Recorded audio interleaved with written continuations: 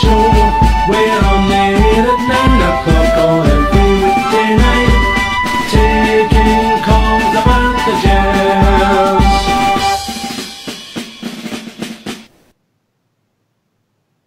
Hello, good evening and welcome. Welcome to Rangers Radio, Top of the League Radio.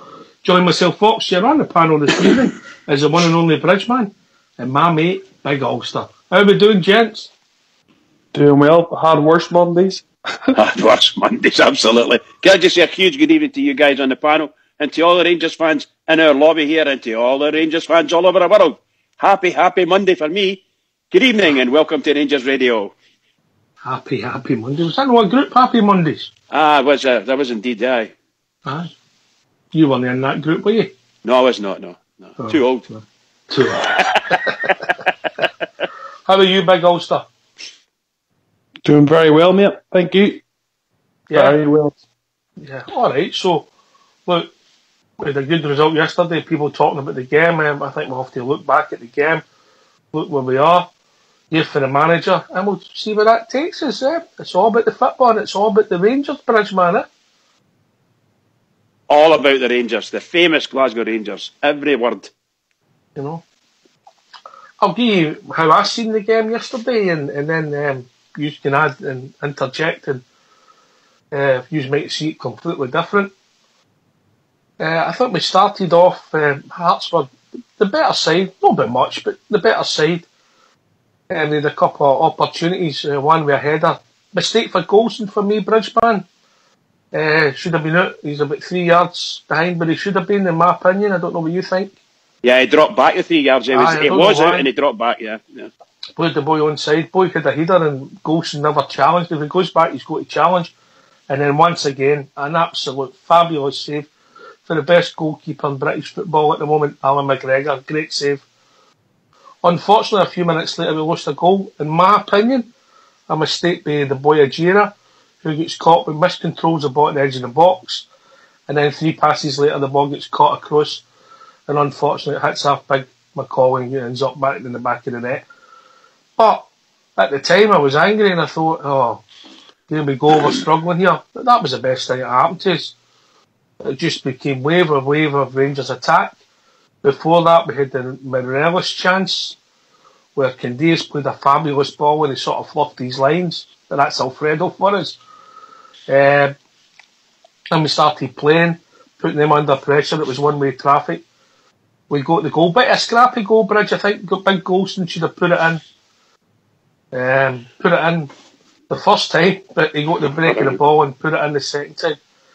And then after that, we got the goal for Alfredo. And I'll tell you how it wasn't the offside, Bridge. I'll tell you why it wasn't the offside. Because the linesman never gave it. Simple as that. Yeah, it's simple as that. 2-1 at half time. Turned it round. Great. Rolled the sleeves up and turned it around. I never seen it coming when Hearts scored, but I've got to give credit to the people on the pitch. They never played.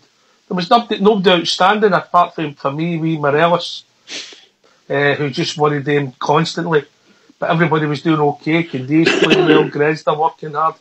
The boys in the midfield, to be fair, sometimes it was getting played a bit long and they were getting caught in the game. I thought Arfield was the best of the three in the first half.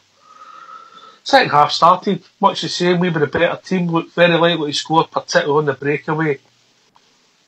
A few chances, got it wrong. Just didn't finish correctly to put the game to bed, because I think 3-1 would have killed them. We might have went on the one comfortably.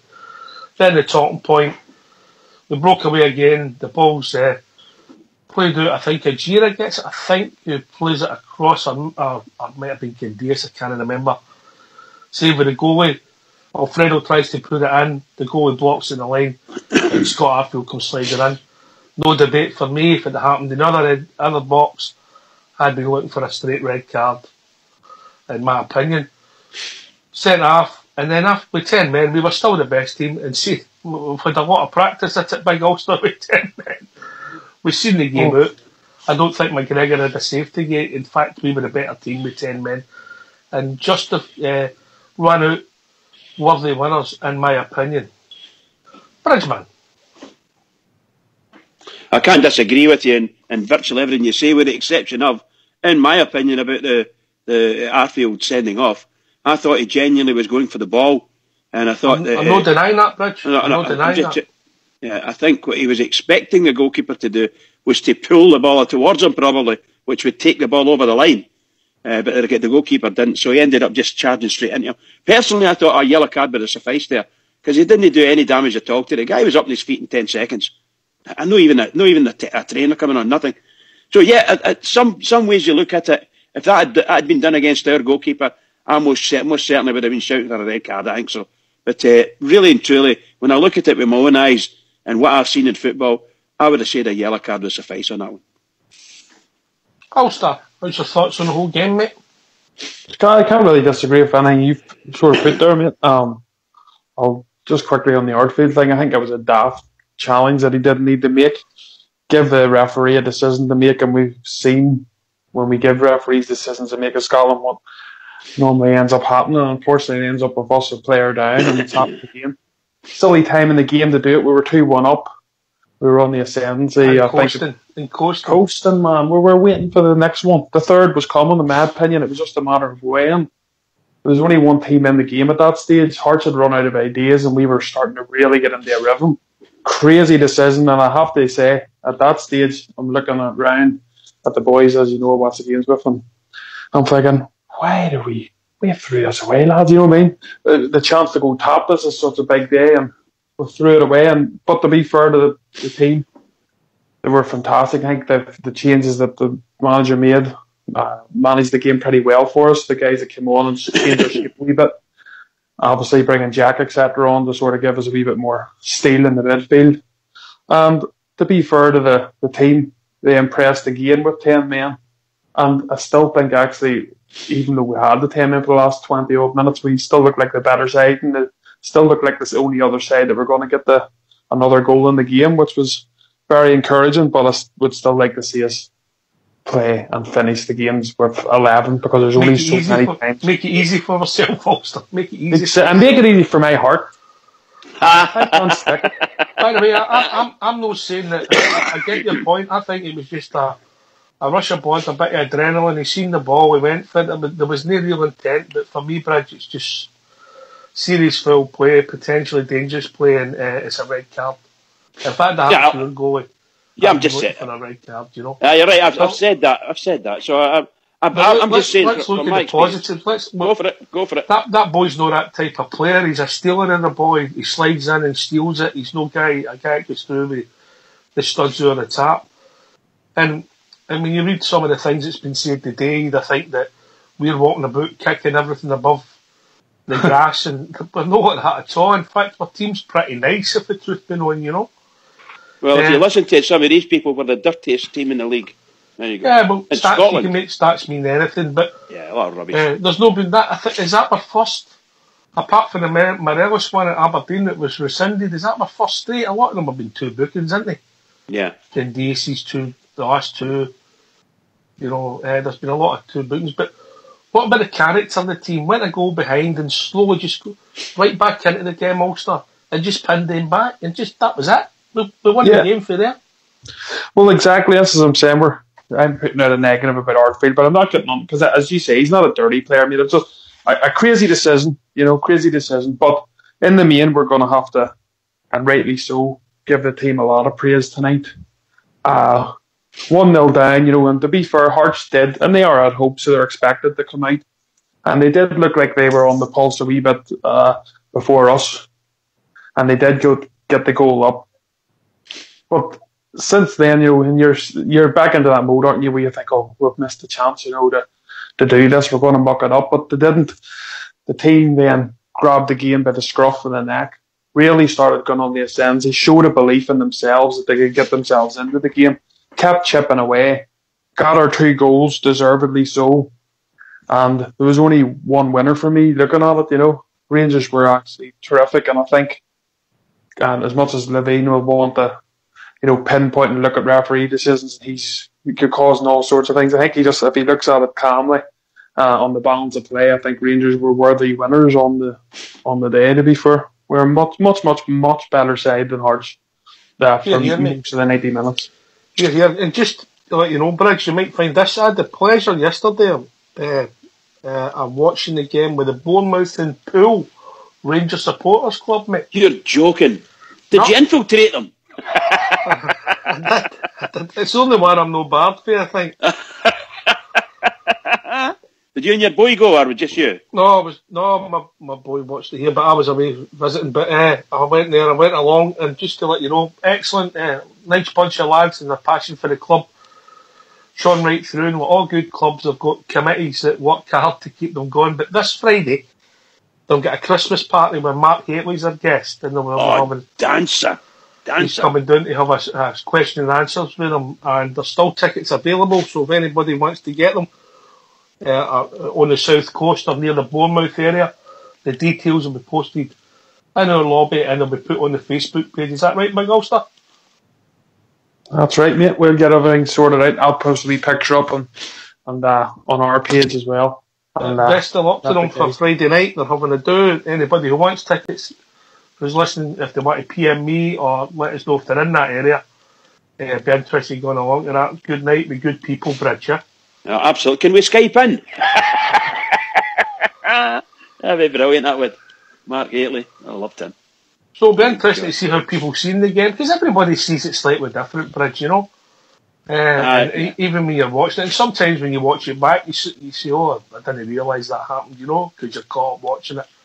So if people want to join us, what's the number? The number's 0141 356 1972. When else can they join us, Ulster? You can join us at rangersradio.online, where you'll find a wee Skype link and you'll get us on there and have a wee chat with us about the game. All right, be good to hear. Yeah. Anybody seen Fox? He's about somewhere. Oh, right. Still celebrating. Right. I know what he does when he celebrates. That's what worries me. Anyway, we've been joined with our first caller, straight off the rank. Yeah, it's the one and only Rudy Bear. Evening, Rudy. Evening, Handsome Rudy. Handsome Rudy. Cheers, Bridge. Hi, Ulster. How you doing, guys? Hey, Rudy. Rudy. Rudy, what did you have tonight just for your dinner? Come on. Oh, it's steak pie tonight. Oh, you dancer. Steak pie. I don't leave wee sausages and all that in it. Oh, it's just magic. I take it you made it then? No. Rudy. No, that would be a no there, Bridge, to be honest. But I tell you what, I ate it though, Bridge, you know? Aye. I ate it. Lovely. It's just lovely, isn't it? Just lovely. Oh, it's magic. Some carrots and peas and a nice pie. Listen, Mr. and Mrs. Rudy, they're double act. She makes it, he eats it, and he doesn't complain. That's it. That's it. I How try to to be get my successful. Make sure he doesn't complain about his food. I try to get my order in, but I normally just eat what I'm given, you know what I mean? Right, Rudy, thoughts on yesterday, mate? We've also been joined by Cushy. I'll bring him after we hear from Rudy's thoughts on yesterday. I thought the first 20-25 minutes were quite poor, actually, Ox, you know. It took us a wee while to get into it, which I was quite surprised about, because it was a big game yesterday, wasn't it? Opportunity to go top of the league.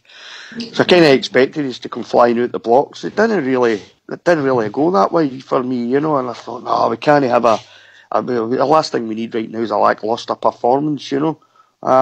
But certainly up to our game, when they scored, like, you know, boys started to play a bit, and I thought all in all we ended the game pretty comfortably, even after being down to 10 men. And I agree with you, if that had happened at the other end of the park, Arfield's tackle on their goalie, if that had happened to McGregor, I'd have been screaming for a red card. So I could perfectly. He gave the referee Bobby Madden a decision to make, and you know what happens when a Rangers player gives a ref a decision to make? They normally take it, you know. So I can perfectly understand why you showed him a red card, really, to be honest. But I thought even when we went down to the 10 men in the last 20 minutes, it was I mean, they didn't have an answer to us, really, you know. And I don't think, if I remember right, I don't think they really troubled Mal McGregor at any point, really, in that second half for me. And I thought it ended up a pretty comfortable one. All in all, it was a really good performance. Don't care about the offside goal Morelos scored, because if you look at some of the decisions that's gone against us this season, we've still got about another 7 or 8 to get before it evens itself up, in my opinion.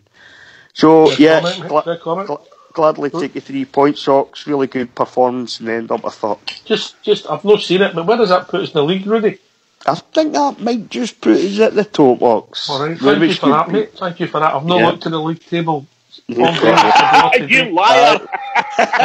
We've also been joined by Cushy. Evening, Cushy. Evening, gents. Hi, Cushy. Gents plus bridge. Cushy, gents plus bridge. How we doing, mate? These your thoughts on yesterday, mate? I thought we started pretty slowly, just echoing what Woody said there. I thought we started pretty slowly. I think maybe a little bit of a European hangover. When Hearts scored, actually, I actually turned to my son and I said, I don't think that's possibly the worst thing that could happen to us, because I think we really need to wake up here. So, and kind of that proved to be the case, because I thought we upped our level considerably all over the park, and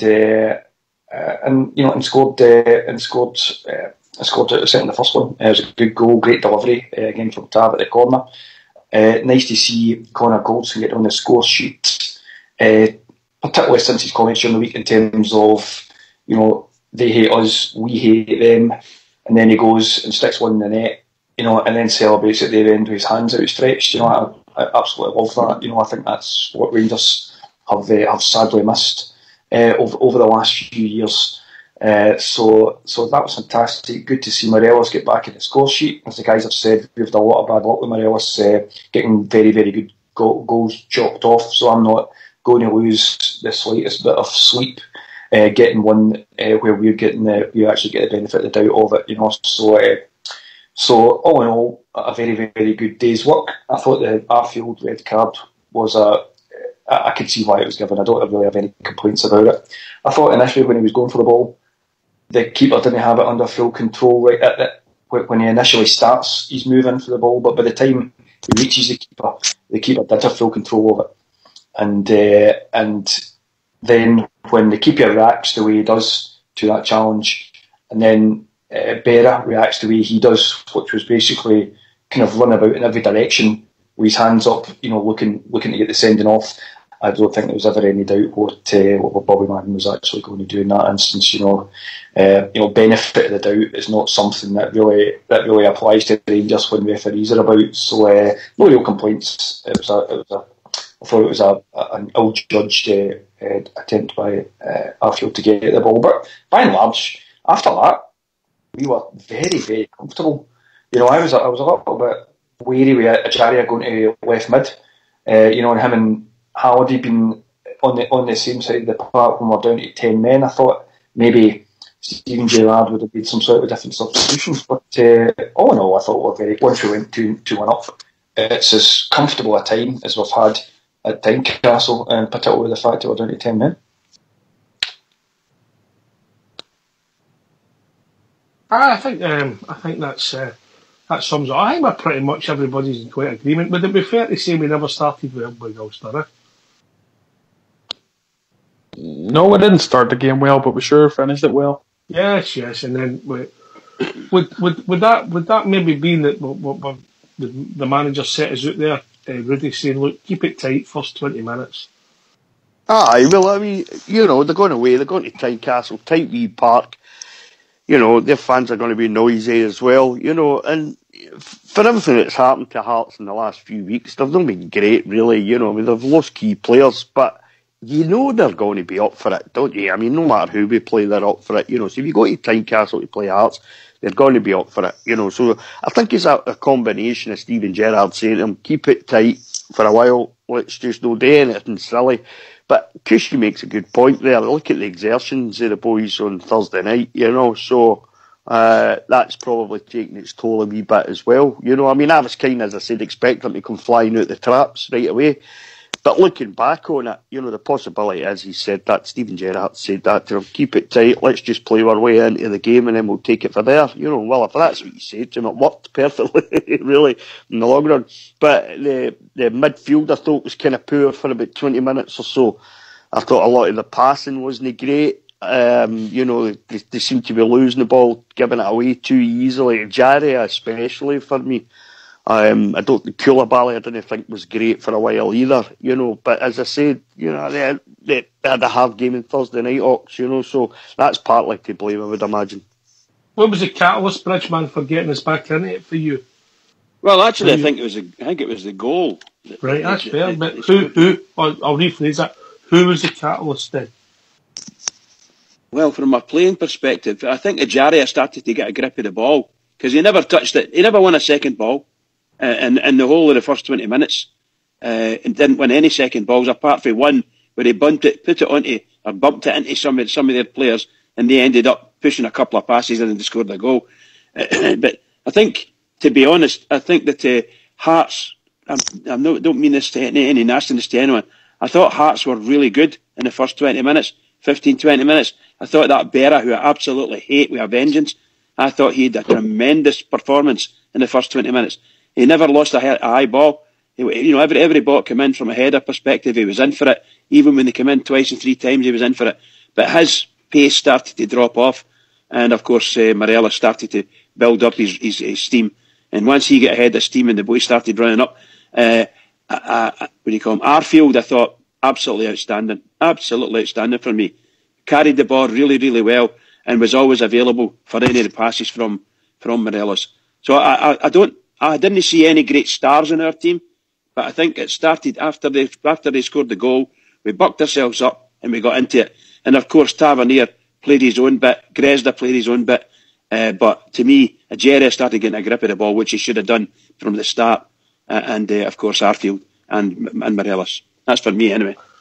That's a good point that Briggs makes, because with nobody it was really 9 or 10 yesterday, but it was a real team performance. It was. I thought we were fairly solid. I mean, you've got to remember the fact that it was the Hearts didn't actually score. It was us that scored as well. So for them. A little bit unlucky with Macaulay there, but nobody was absolutely fantastic. But I thought Tav's level was a little bit higher than it has been in that game, and he's and when he plays like that and delivers good balls into the box, he's a very, very influential player for us. And I think we only need a couple of players in those type of games to just up their level a little bit, and it makes a big difference. But I think you can see. From the changes that Gerrard made midweek and the team that we put out there, there's a squad that in general is stronger than it has been for years. So we can now swap and change four players, was it? I think it was on Sunday that changed from Thursday. And the centre half to the left back. Yeah. Ryan Jack wasn't playing, so he was swapped with Koulibaly. No, Ajaria and Gresda come back in. Gresda come in for Middleton. Yeah. So we can make. I mean, you're changing almost half of your outfield players there, but Rangers fans will be looking at that and thinking, well, we're not. I don't think that's a particularly weak, a more weak team than the one that was out on Thursday. So it probably gives you an idea of the strength and depth that we're starting to get in the squad. And the belief, I think, that the squad has in themselves, that no matter who Steven Gerrard's putting out, that the boys know what to do now, and they're going to bring a performance. And I think, but in terms of kind of talismanic influences, I think Alfredo Morelos, is unquestionably head and shoulders above everybody else in their team.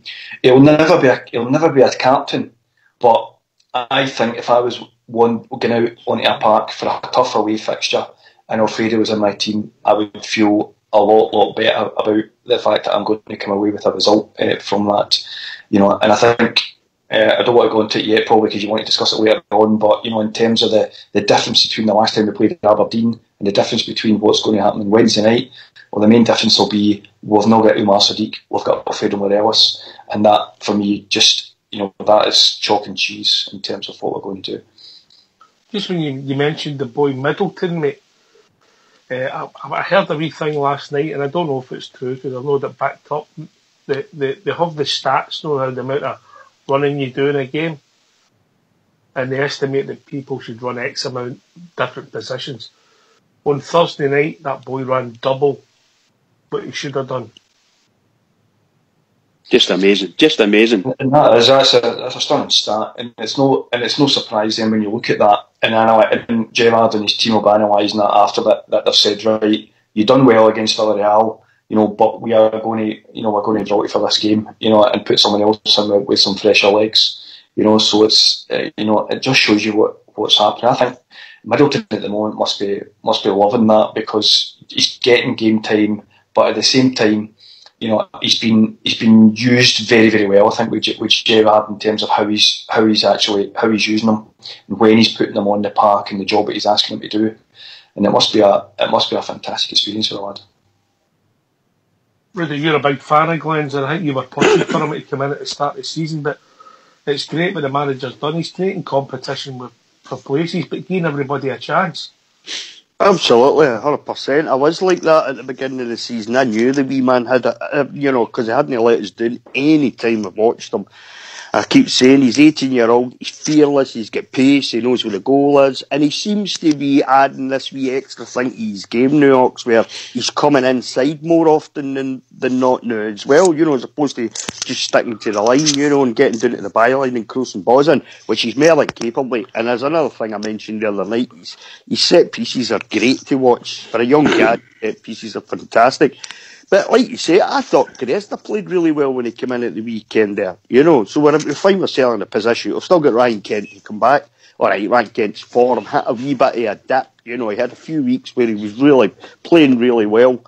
Did some really good work for us, and then he hit a wee bit of a dip. But then, round about that time, I think most of the players in the team, there was another 3 or 4 or 5, you could have said, hit a bit of a dip in form as well. It just seemed to be something that was happening. But we find ourselves in a position now where we can more or less take, like wee Middleton, change Middleton for Gresda at the weekend there, and it doesn't seem to change much about how we play. We've got a couple of players in each position that's capable of playing that position really well and to a high standard, We Middleton's just loving it now. I saw his last interview there after the game and stuff like that, on Thursday night.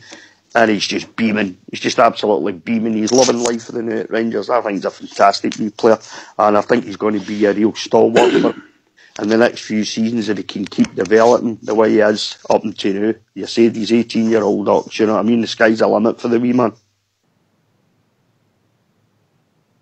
Yep, I think the catalyst for the whole thing, I think we'll be joined by Fox. I've seen you sneaking in the boys' gate. How are you, Mr. Fox? Me, I'm top of the league, mate. Top of the league. So you've had time to reflect, and you've had some time on your own to reflect now that your Sunday night entertainment's finished. What's your views on yesterday's performance? Much like everybody else, mate, there's no use me repeating what most of the boys have said, but you were saying what was the sort of catalyst to getting us into the game. Well, the engine room wasn't running well, and I thought the boys got out and pushed for different positions, mate. I thought the 2 full-backs got us up the park. I thought Morelos dragged us forward, and I think his work rate alone and the safety of Alan McGregor at the back allowed the team to then push on and get us back into the game. I thought Morelos was absolutely terrific. He's been slaughtered in the press once more. But when I look back on it, I think he only committed, the referee only pulled him for 4 fouls in the game, mate. You think he was going to boot kicking everything under the sun? No, he did not. What he did was battle for the ball. And the rest of the team watching him and the effort he was putting in to get us up the park, mate, helped that team. I think we've now got a winning mentality throughout the squad. I don't fear now if we go a goal behind, because I think they've got the balls to push us forward and take the game by the scruff of the neck. And I think that's a big, big improvement this season. I think it's been missing for years, and it's so good to watch. I'll take this question to the big Ulsterman that's on the show. Gareth McCauley yesterday had a ricket, unfortunate, these things happen.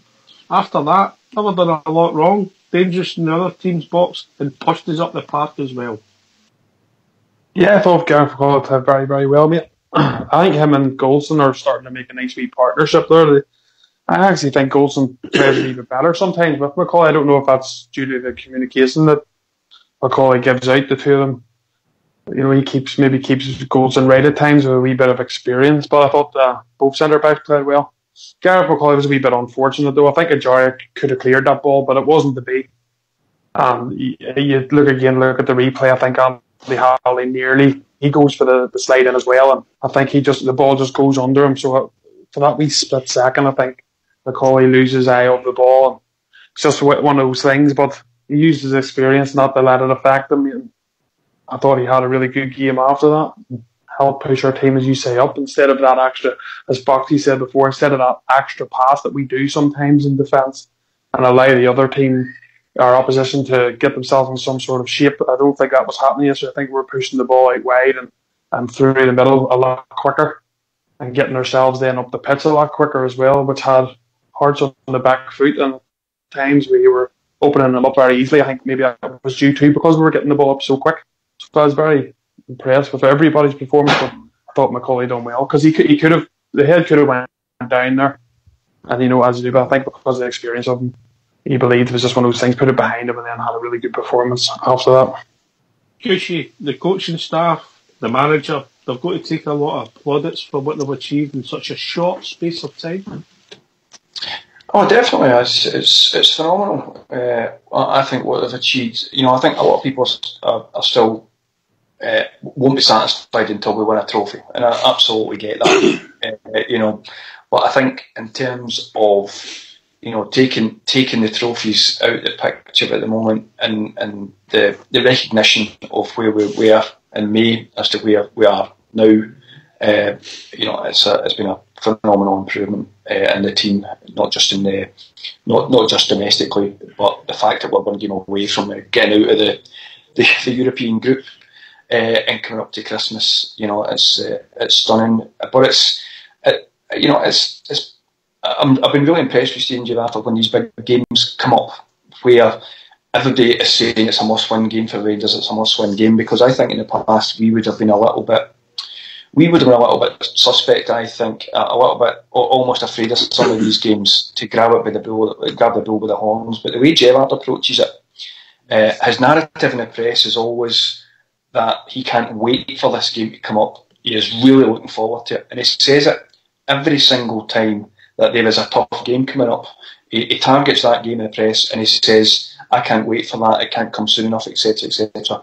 And I think if you were a player and you're listening to your manager saying that, even if you were feeling a little bit leg weary from your exertions, maybe in Europe during the week, or you didn't have a good game against that particular team the last time, or they beat us the last time, or whatever it is, as soon as you hear your manager on the radio saying that it absolutely cannot wait for this game to come up, I think it must be a real boost, and you must, there must be a certain examination of yourself, saying, right, I need to get my finger out here and get myself up for this game and go out and do it.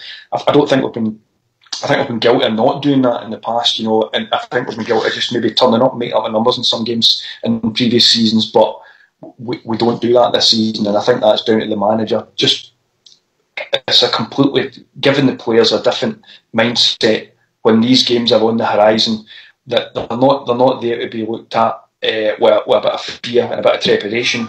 That everything is there to be embraced, and Gerrard makes sure that message is given to his entire squad. I think, and it's quite impressive to see. Richman, would you like to hear from the manager? Absolutely, please. So get yourself on mute and let's hear from our manager, Stephen Gerrard, MBE.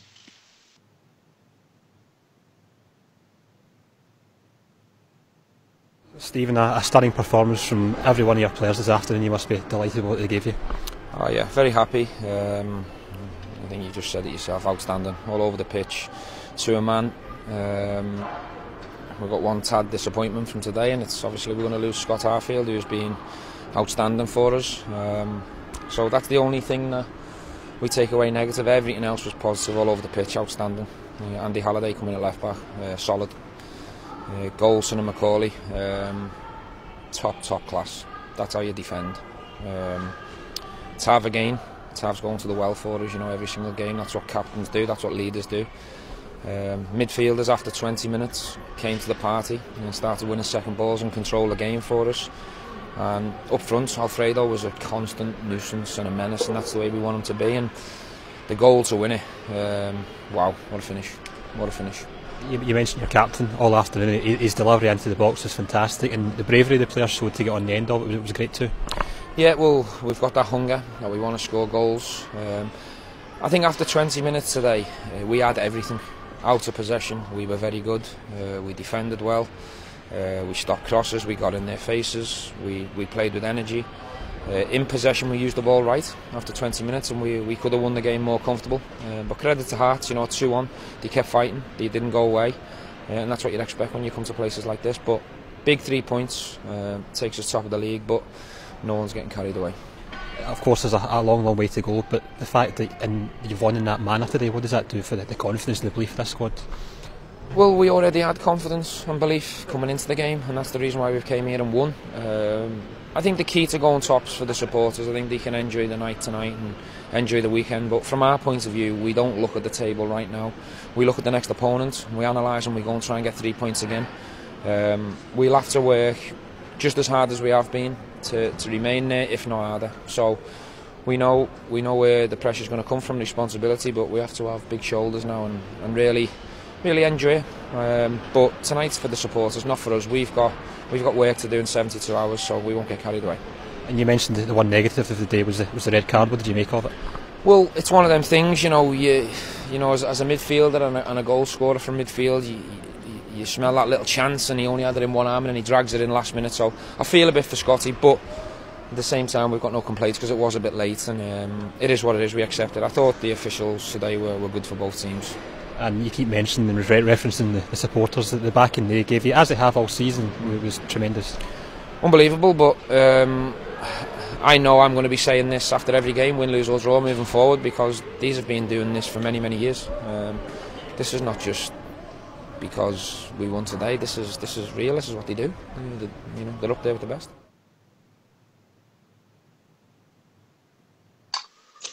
Well said, Stephen Gerrard. Yeah, well said. I know. Well said, Stephen Gerrard, MBE. Aye, that was a great interview, and what he said at the very end there. What a compliment to the fans. This is what we do. This is what the fans do, and he's going to find out as we go forward. You're going to feel at the weekend there, or the last game, sorry, at Ibrox, it was 15,000, 50,000 or 51,000, 170 or something like that. That's close to the limit at Ibrox. So I hope we can get a few more of them in during the season. Plenty more dosh for the club. Let's hope it happens that way. What a manager! He's doing very well. He must be on cloud nine himself. He must be. To think he's sitting here top of the league now. Okay, he's got some games to play, tough games, and his team's already played some of these teams, and did quite well against them, if not beat them. He must see this in front of him, and think, wow, and all this fabulous credit to him for the games I've played in Europe. Just wonderful stuff. What a manager. I'm so proud he's a Rangers manager. I hope he's going to stay here forever. And that's my honest opinion. Rudy, he's so honest. You don't get any flannel off him at all, do you? He says it exactly as he sees it, and almost everything he says, we think and we say on here as well, because we're honest about the games, If the team's not played well, or, certain players haven't played well, we tend to come out with it. And alright, what do you say, Rudy? I know he listens, sorry. He's not going to come out and slate a player. I think, he's been a player himself all his career, so he knows the story. But he's always dead honest, like Bridgeman there. I'm just totally delighted with him right now. On the verge of one game, and we've got it in our own hands to qualify for the last 32 Europa League, sitting at the top of the league just now. But listen, let's not be kidding ourselves on here. You don't want anything at this time of the season, Ox. December is a massive month for us. You look at the games we've got coming up, starting with Aberdeen on Wednesday night. We've got the Spoonburners home and away. We've got the Tims at the end of the season, so it's a big end of the month. It's a big month for us. This, and and if honestly, see, we could get through this month, and picking up, picking up lots of points. I'd see by the end of the turn of the year, I'd be in cloud nine like the rest of us with Ox. But I absolutely love Stephen Gerrard. So glad he's here. So glad. Ulster and Cushy, just his assessment of the game, the incidents. the way he conducts himself, Ulster? Of course, I know he conducts himself really well, mate. I'm so proud to have him as our manager. That's what we are used to at Rangers, just having class at the helm, and he definitely has class. I think he was honest with the game, mate. He was complimenting his whole team, both on the ball and off the ball. And I think we've got something good going here. Definitely, this is a new side he's built. There was at the start of the season, there was a few points dropped, but that's going to happen because it's new to him. The league's all new to him, and it's new to a lot of the players that he's brought with him. But we're getting stronger. We've got ourselves in a cracking position in Europe, even better position in the league. And credit to the gaffer, and I think our team will only get better under him. Gucci. Yeah, just echo what the guys say. He keeps shooting down all the negativity that pops up, every week or every couple of weeks, round about him and round about the team. It wasn't so long ago. His record was getting compared with Pedro's, in a kind of fairly negative scenario in the media just in October there. When you look at those comparisons now, they're completely ridiculous. Given one gets sacked and one's sitting at the top of the league, but it wasn't so long ago that was the type of narrative that we're hearing. Was that when Mr. Sutton and Mr. Hartson were saying that we might finish 4th or 5th in the league, but Hearts, Aberdeen and Hibs would all beat us in the league? Is that right? Well, I think, I don't think it's just them, to be honest with you, Alex. I think we've had, when we hear all this negativity, it tends to come from quite a few different sources, not just Sutton and Harrison, but yeah, you're absolutely right. But as I say, he shot that down in flames. It looks ridiculous, for bordering and embarrassing in saying that. But even the narrative I was hearing yesterday when I was watching the telly in terms of our away form is hopeless, and we need to do something about it. We actually haven't lost an away game in the league since September, and we're now into December. So we are starting to put this stuff to bed as the games go on, and when you consider the amount of red cards that we've had and the amount of goals that we've had chalked off and things like that, to be in the position that we're having at the moment, it's nothing to sort of stun. So long may it continue, and long may Mr. Gerrard keep shooting down all this negativity, because there's going to have to come a time where people sit up and take notice and think, actually, this team are challenging this season. So far, people are saying it. If they are saying it at all, it's through gritted teeth. But I think most, if not all, of the Rangers support will be looking at that team, looking at a squad, and saying, we are going to challenge here. And if we can get into the January break and we are still sitting top of the league, then I think we have got an absolutely fantastic chance of winning this trophy at the end of the season. Can I add to that quick? On you go, of course you can. Just on what Kush, just sort of the back Kush's point up, which we know is true anyway, about the journalists and etc. and Stevie G knocking back the negativity. But here's one of the questions he was asked: do your players believe they should be top of the table? Stevie G's reply: they should do. They're Rangers players. That's the difference. That's the mentality we have that we haven't had. But can I just say, Ulster, it's just how ridiculous it is for any newspaper man to ask a manager that question. I think it's ludicrous. Just ludicrous. The only reason they're asking it, they don't ask, what do you call him, the tranny man, and they wouldn't ask Levine. They would only ask the Rangers manager. That's all they would ask. Only because of the Rangers manager, nothing else. And I just like to say, I totally agree with Richmond. I think it's an appalling question to ask a manager, but it shows the level. I think it shows the level of almost disbelief in Scottish football that we are where we are at the moment. And I hope that disbelief just continues until we're out of sight in the league, because it's absolutely amazing to watch and listen to the conversations that we're having after that result yesterday. It's almost as if Scottish football is in a state of shock. because we're top of the league. And you can hear that within the type of questions that Ulster just brought up there. It's coming through all media as well, Cushy.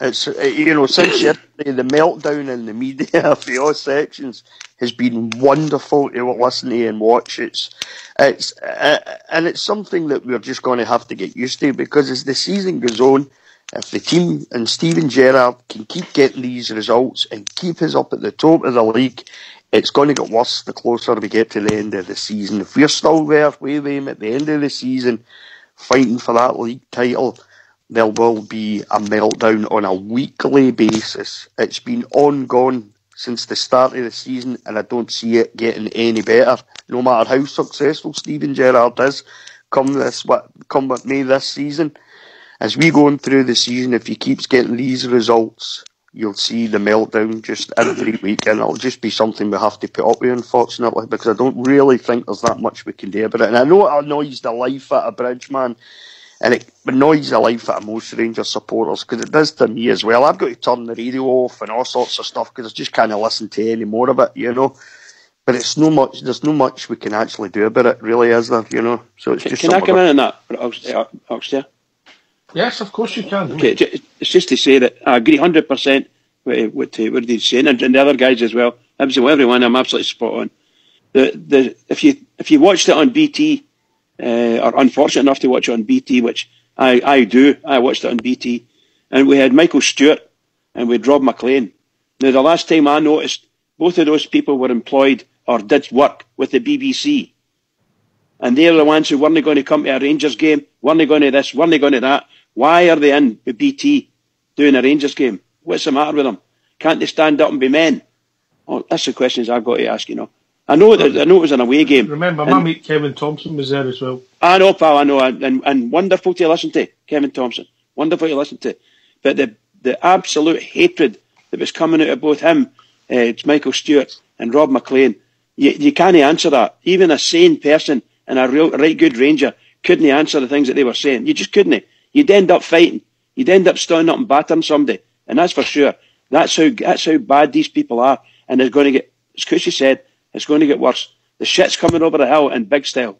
And there's only one way to sort that out, mate. It's 3 points, 3 points, 3 points. That's absolutely, 100%. But the thing is, Bridge, they'll drag you down to their level of stupidity, and then they'll beat you with experience, mate, So there is, as I said, there's no much you can actually say about it. Bridge, Ox hit the nail on the head there. You just keep winning, keep collecting the 3 points on a regular basis, week after week after week. You keep winning, you keep winning, you keep winning. That's all you can do. It's gonna. On you go, Ulster. No, just when Rudy was talking about meltdown, I had a wee story. I had a laugh at it earlier. Graham Clatcher, he sent me a message today. He said he was listening to the Snide. He had to be listening because of obviously what happened over the weekend, so he wanted to hear who would be on. So it was obviously one of them had phoned in, and he's cracking up. Oh, one of them, across the city. I don't know what you mean. Well, and he's not too happy, let's say, so he phoned up today to let everybody know he's been in contact with FIFA. And he's got them on the ball because he's saying things aren't right. There's stuff happening in Scotland. We're getting all the decisions. There's an agenda going on. They're doing everything in their power. Don't mention agenda. Don't mention agendas on this show, by the way. Don't worry. He's on the ball. FIFA's on the ball. The worst take surely is from Craig Levine saying that Alfredo Morelos is protected by referees. Oh no, that was laughable. That's just stunning in its stupidity. It really is. How he doesn't cringe when he hears himself saying that after he said it, just beggars belief. It was, and that's a very experienced manager, both at international and domestic level, and he comes out and says Alfredo Morelos is protected by referees. Amazing. We'll just get Graham Hogg to sort him out. Can I just say something, Cushy? Can I come back on that, Cushy? Well, you go, mate. Right, okay. It's just to say that when you were talking about Craig Levine allegedly quoted Neil Lennon. Never said it with his own words, right? used Neil Lennon when Neil Lennon was playing. Hibs got beat at Celtic Park allegedly, and he's supposed to have come out afterwards and said we were playing against 12 men, and that's what do you call him? That's what Craig Levine was commenting on. He felt the same as Neil Lennon. He's no man enough to stand up and say, in my opinion, he's no man enough to stand up and say that these referees are absolutely shocking. He's leaving it to someone else's name, and that's no right either. So I believe, I'm sure I saw something on Follow that the compliance officer's looking at it. I don't know what they're looking at. Maybe the fact that he was wearing different coloured shoes or something stupid like that, you know. I don't think they're going to say anything about this, to be honest. To be fair, he'd half an hour to sort his team out, rearrange them, and won the game against 10 men. They couldn't do it. Absolutely, Paul. Absolutely. If the referee wanted us to win, they could have gave a goal when Arfield. Send off the keeper. Unbelievable. When you were talking about the manager there, mate, I think why the press are so much against him is they thought when he came into Scottish football, we'd brought him in as a name only, something to sell our brand. They never took into any sort of consideration the guy might be good at his job. And if MD has watched the wee documentary, I think it's called Make Us Dream, you'll see that guy has been obsessed with doing well since he was a boy at 8-year-old when he first went into Liverpool Academy, mate. And he's been like that all his life. He's learned after best all his way through. And he's beginning to show at management level that he can learn and learn by his mistakes as well. And he's going to be a super manager, mate. I just don't think they gave the guy any credit. Thought he was just a big name and that's all we would have here for a short period of time when he failed. They hate to see him succeed, mate. Far be it for me, Fox, to sort of stick up for Hugh Keevins here. But a few months back, I actually took the time Say that again, what, Rudy? stick up for Hugh Keevins. He never sticks up for me, so I don't know why I'm taking a note of the time and the date. Carry on. This will be the one and only time. But a few months ago, I was listening to Snide, and there was some mad dart sider on. He was ranting and raving about how much, Steven Gerrard was a joke. He was this, and what a mess Rangers had made of bringing in a new manager and all this stuff. And Keevins quietly and calmly said to the guy, "You're making a huge mistake here. This guy hasn't exactly been stacking shelves in Tesco's for the last 20 years. You're making a big mistake here. I could fully expect this guy to do a really good job at Rangers." That's what Keevin said. And the Tims berated him for the rest of the show. They couldn't believe he'd come out and said that. So I'm not going to stick up for many people in the media. Very rarely would I stick up for Keevins. But he actually did say that a few months back. That's the only time. I'm not ever going to say anything about Keevins again.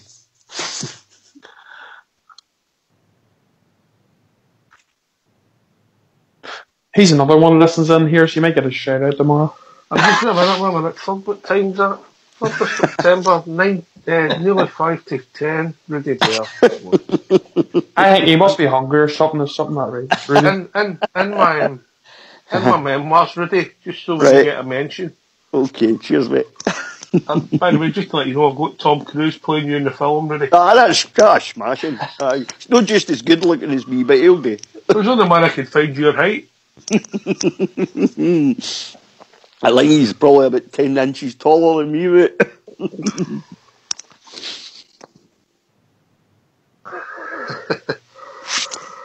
Steven Gerrard, Gary McAllister, and all the backroom staff. Cushy, I've come to you, mate. A few weeks ago, a wee bit of criticism, substitutions late, this, that, and the next thing. Yesterday, Ryan Jack on instead of the ship. They're learning on the job as well and improving, eh? They definitely are. I'm kind of struggling with Gerrard's substitutions, I have to say. I don't think I've called any of them right that he's done recently. Not that he's getting them wrong, because we're picking up the points, but in terms of the kind of substitutions that I'm shouting at the telly for, Gerrard sees and does something different, so, managers live and die by these decisions, and he's getting them right at the moment. So I've got absolutely no complaints. But you're probably asking the wrong man in terms of getting the substitutions, because I'm calling them wrong every single time he does it. I wouldn't have kept Managerial in that park, I have to say, yesterday. No, but I thought, well, exactly. And I was in your camp with performance yesterday. What I'm saying is about the timing of the substitutions, how he's improved, they're developing, they're looking at things. I agree. Well, I agree with that as well. But I also think he's not that he's. I think there's a bigger game that he sees here, and there's a bigger picture that he sees. And for example, on Thursday night, when we didn't really make substitutions until really, really late on in the game, I thought prior to that, when we were obviously playing in the full second half with 10 men, it may have been an idea of put some fresh legs on a bit sooner than we actually did, but we kept it really, really, really late, and we didn't.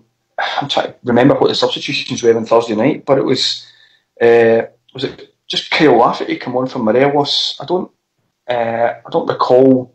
McCrory come on. McCrory as well, but they were very, very late substitutions. Not substitutions that we're going to freshen things up, and particularly and put fresh legs on, because they were so late. Flanagan came on to replace what do you call him, Halliday. What? Do you know? No. Oh, that was the league game before. That was a late. Sorry, pal. Sorry. We need to get him. Enough's enough. We need to get him drunk testing. Bridgeman. But I think he sees a bigger picture. I think he's not just putting on he's not just doing a Warburton, right? He's putting on substitutions for the sake of substituting at 60 minutes, and he thinks that'll do the trick. But there is a bigger picture, and he's looking at who's playing in the next games. Is there a point taking Middleton off against Villarreal when I know I'm not going to be playing him in the next game because he's run his legs off? Whereas I think a lot of people would have been looking at that game in Thursday night and saying maybe it's time for Middleton to have a rest. So he's always looking forward. There's a bigger picture, and certainly with some of these substitutions, it's maybe something I need to get a better idea of, to try and get a handle on them. But done it with Morelos on Thursday as well, because he knew that he needed him for Vieira, so got him off and then seen if we could hold out for 12 minutes. Exactly. So yeah, he's doing well. These decisions, they're going for him, and you can't ask for any more than that. Will may continue, because if you don't go right, he'll be the first one to hold his hand up. I'm sure, because he's a very honest man and say I made the wrong decision there. But certainly, for example, yesterday I did the Managerial off, well, just into the second half, I think, to be honest with you, because I didn't think he was playing all that well, and yet. What did he last in? Lasted the entire 90 minutes, and then ended up at left midfield. So it's one of these things. But as I say, we'll make it continue. He's doing the right thing so far. Anyway, gentlemen, I don't know where that top of the league hours went, but we've reached that time of the evening. If you don't mind getting your cell phone mute, Fox, or give us a solo.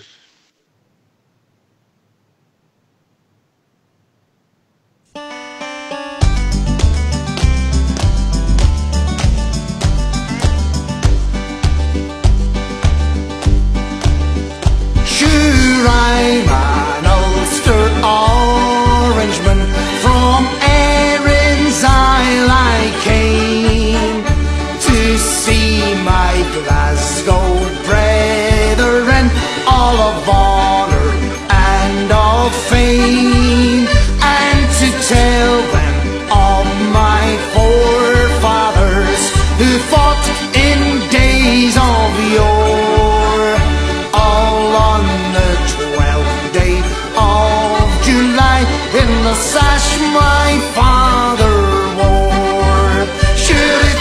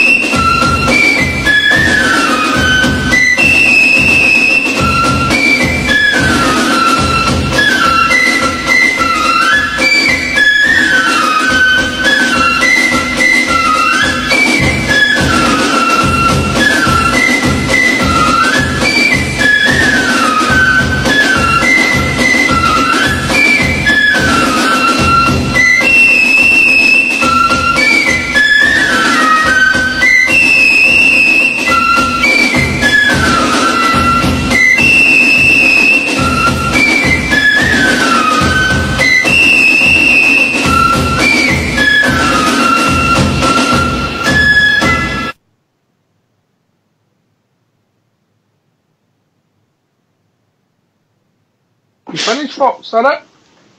Well, the first one was going for... I didn't notice the first one was going to run for 17 minutes, mate. I had to cut it. Go on yourself. That was brilliant. The lobby liked it too. Lots of dancing. Oh dear. When that started up, I thought you were going to start singing. Oh dear. Oh, brilliant. Can I just once again give a shout out to the Bournemouth and Poole Rangers Supporters Club and thank them very much for their hospitality yesterday. Thoroughly enjoyed watching the game with Rob and all the boys down there, and lassies down there in Bournemouth. And can I just offer an apology for that terrible mistake? It was Candice that got sent off against the Spaniards, so that wasn't a substitution at all. So apologies to everyone for misleading you. It'll be the first time you've done that. No, but fair's fair. So, Big Ulster, where are we now, mate? Top of the table. Come on! Line up. That's where we're going to stay. So what does that mean about Wednesday night's game, Bridge? Well, once again, we find ourselves facing a massive game, another massive game, and providing we win it, we'll be top of the league. We'll continue to be top of the league. And that's what we need to do. We're playing at Ibrox. Every chance in the world. Get out there and mollocate them, Rangers. Get out there and mollocate them. Sushi, can I ask you a question? Sure. Have you looked at the fixtures yet and went, we'll win that. Have you started getting like that yet? Is it not quite there yet?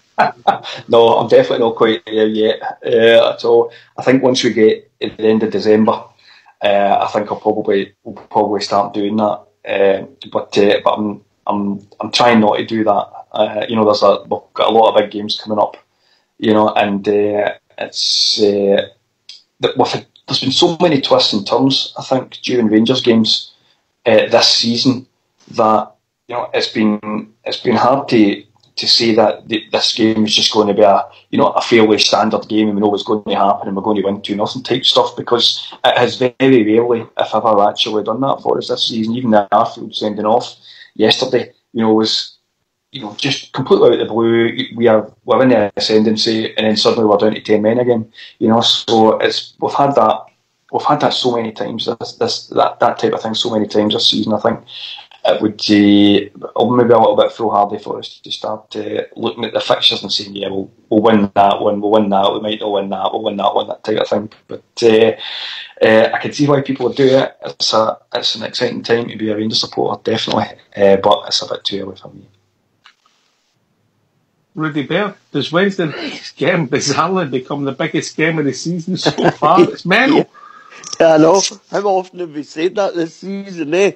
The game at the weekend or the game midweek's the biggest game of the season. Well, it is though, and that's the thing, you could say this every week now, probably, from now to the end of the season, but it's huge, it's massive, we beat Aberdeen on Wednesday night, we stay at the top of the league, simple as that, it's another step forward, it's another game completed, it's another 3 points picked up.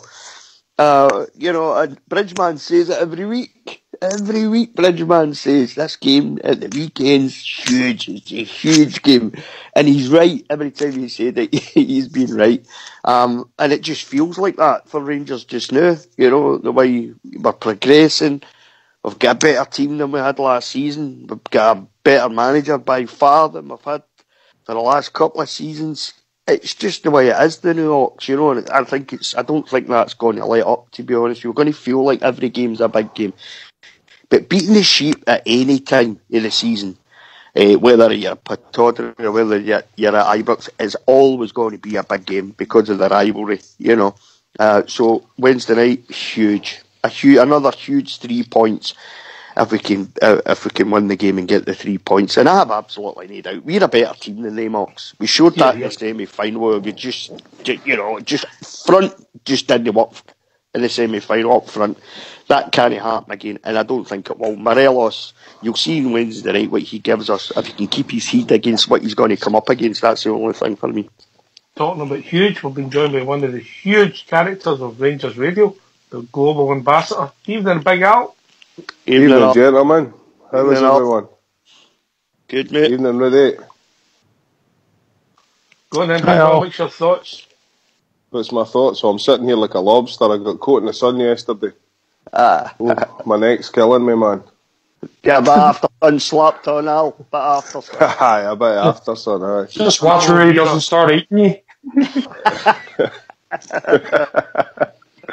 A bit of lobster's alright now and again. Wee bit of lemon, wee bit of salt and pepper, Rudy, you'll be off.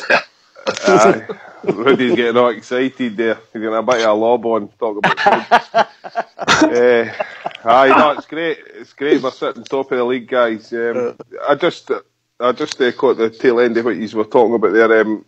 Look, Mr. Gerrard, he is what he is. As I said to you, he's a superstar. We're going. He's a young guy. He's a young guy learning his game. He's came to us. We've got a superstar in place. We're going to get that. Some of the substitutions towards the beginning of the season were maybe questionable, but if he's learning from his mistakes, you know what I mean, that's great. It was a masterstroke, obviously, getting him in. I don't think we probably could have got anybody else in, and I'm not saying being successful, but maybe be this happy with what we see. I think the team is reflective of him, with some young, some dynamic players on the park. Obviously, they're not the best in the world, but they seem to produce what's required of them more times than not. So I'm happy with him. We're sitting top of the league. For all the ups and downs and the trivia and everything that we've went through, I'm sitting here today a happy man. We're top of the league. It was when that game finished on Sunday night. I was rather excited. It felt great after 6 years. So he can only he can only move forward. You can see, as I said to you as well, I think he gets us more every week that passes, every day that passes. He'll get us more as a club. We get him more as a manager. And I think ultimately it will end in success, whether it's this season, next season, or the season after. He comes with a pedigree. He knows what it's like. As Fox was saying, he's been nurtured as a young boy in success. Ultimately, he never won the league, but he won a European Cup single-handedly, I think. So I'm really happy with it. Really happy with him. And as I say again, sorry for repeating myself, but we're top of the league, guys. We're top of the league. Did you see it coming, Al? Did you see it coming?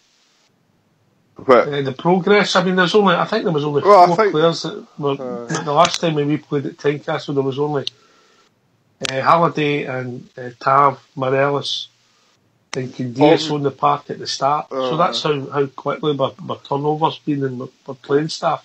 What I will say, I will credit the people that are in charge, whether that's Mark Allen, Dave King, or the Three Bears, or whoever it may be. He's come in and they've gave him the autonomy. I believe you can see that in the club. They're dealing with the club side of things. He's dealing with the training ground and the results and the style of play on the park. And I think that's maybe only a thing that we could have got with a young superstar manager. Give him say, look, son, this is a deal. You do this side, we'll look after this side. And I think he's rose to the challenge. I was a bit reluctant at first, and I think obviously we're going to get ups and downs. It's as simple as that. He's learning, but at the moment I'm sitting here, I'm happy. I'm really happy with him. Al, I remember us talking on here one night away at the very beginning when he was first announced, and I think both me and myself and you both had said doubts, didn't we? Yeah, I was scared, Rudy. I was scared. I agree with you, Al. I felt the exact same. I wasn't sure if it was the right move for us, to be honest. You know, I think both me and you were looking for an experienced manager who'd sort of been there and done it. Weren't we, really? You know, so both had doubts about him. But like yourself, Al, I've completely changed how I think about him now. I don't have any doubts he's going to do great things for us. And like you say, if it's not this season, it'll be next season. You know what I mean? I truly believe that's what's going to happen now. Look, Rudy, 10 years down the line, if he's not here and he's gone, no matter what he's done, I think we will be able to look back on this period as a success. Yeah. The freshness is unbelievable run about the club. See that day when he walked in and he went to the fans. I think the bridge man was there, and he walked along the enclosures. And that moment he turned round and he had that face on him, and he pumps his fists, and that for me just shows you what kind of man he is. Everything else may fluctuate with him, but that there shows you he's got heart, he's got a set of balls on him. He'll try his best, and I think ultimately that's all you can ask for him, is try your best, and we see he's trying his best. I'm reluctant to criticise him too much. I get frustrated beginning of the season, the semi-final. That's the game of soccer. But I think ultimately we will look back on this, and I hope it's not for a long time. And I think I've maybe said to you before, will he be the greatest manager that the club's ever had? There's a possibility of that. I don't think I'm speaking out of turn. I think there is a possibility that we could see him being the greatest manager. This European run, if that was any other team, I'm not just saying in Scotland, but if he had went into any other club, any European club, with this European run, he's a superstar. You know what I mean? You're talking about Tom Cruise and Brad Pitt. This guy's better than him. Better than they guys. You know what I mean? He's a superstar, man. So I think maybe, obviously in Scotland, he doesn't get as much credit as he's due, but all over the world. I mean, Liverpool's a massive club. I didn't realise how big Liverpool is, but it's a massive club here in Australia. He's a superstar here. Saying all about him being like one of the best Rangers managers ever. See if he gets us that 55th title, he'll never be forgotten, mate, ever in the whole history. No, but I'm talking about pushing on for that, Rudy, as well. Aye, yeah. I'm just talking about style of play. Taking it to a different level. Aye, taking us to a different level. I think you've got to put it in context, mate. And you've got to look where you are and where you're going to be. Where we are was pretty flat. And we were also rans, and we've come out the pack now. And people are getting worried about that. Bridgman, I'll talk about when Gerrard walked in the door, he walked down that the west and east enclosure, and you had the fans going mad. Just out of curiosity, how many times have you watched that? 35 times. Just asking, but he's blue, he's white, he's ringing dynamite. Team Gerrard. What a day, what a day. Takes me back to when Mr. Souness came. Another wonderful day in the Rangers' history. So he's got big shoes to fill as far as Souness is concerned, and greatness as far as Walter Smith's concerned. And I believe sincerely he'll do it. It might take him 5 years, 6 years to be anywhere near as great as the Walter. But by God Almighty, if he can go through as Rudy says, if he can go through, even just getting to the end of the year and no losing a game, my God Almighty, there will be streams of booze flowing out of eyebrows. Amazing stuff. Just imagine what it's going to be like if this boy can take us to the new year and not get beaten in between now and then. Ow. So we would be in Europe and we would be top of the league and we beat them. Wow. Just can't imagine it. Just incredible. No necessarily. We have to win matches, Bridge. Draws. Absolutely, but no. We have to win them. We have to win every match. That gives us a chance to the title. And if we win all the matches plus them, we beat them, then we're definitely due some, shall we say, some plaudits from our media. I know it won't happen. You know that yourself. They're just scabs, every one of them, scum, every single one of them. And sooner or later, if our manager keeps going, they're going to have to turn. And somebody's going to turn on the BBC, big style. Please find a special place in your heart for Great Ormond Street Hospital. Call 0800 044 3508 or text children to 84902. I know, look forward to Wednesday. I think we can go 12 points clear of them on Wednesday. I'm so happy. I remember I always had my doubts with McInnes from an interview that he gave when he was talking about Pedro, and he said that it's Pedro's job to beat Celtic, and of course he was right to an extent that it was, but I always felt that given that we weren't in that league for a number of years, that it was all this programme is sponsored by Bet365 also to try and beat Celtic. And when he said that live on air, I felt at that time that McInnes didn't see it as his job to actually go and be competitive and beat Celtic. And so from that interview, I always advised about McInnes. I wasn't that impressed. I don't think it was the name we were really looking for. I think it was a okay choice, but I wasn't that impressed with him. I have to say, I read a few years back, I read Gerard's autobiography, and the drive and ambition from the man shines through in the pages. Taking that drive and ambition as a player and being able to transpose it into management is that's a different thing entirely. And the fact he's been able to do that in an era where players' attitudes are changing, you almost can't see what you're doing nowadays with these players, and they get their strells or they want to transfer as soon as you can. For Gerrard to make that transition in such a short period of time, and he seemed to have the trust that it looks as if his squad are playing for him and trust him. It's a phenomenal transition. It's been there and long way to continue. It may have been a gamble initially, but what Managerial opponent isn't, but it's a gamble that's paid off magnificent for us so far. Fox they're calling it the journey, and we all know we're not able to compete with that flag's flying, but and that will start the next journey. But when we were the Slough in July, you've been a big supporter of Steven Gerrard. You see it coming, the European one, top of the league. Alright, we've had a few options down to semi-final. We couldn't have contemplated it once a while, could we? It was tucked in brilliantly by Ander Herrera.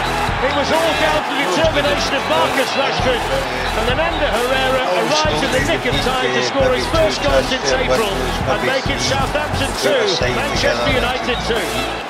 But if the season so far is any guide, it is Cardiff's home form. People that had success at the club is doing this on a shoestring 1 point and 2 goals on their travels.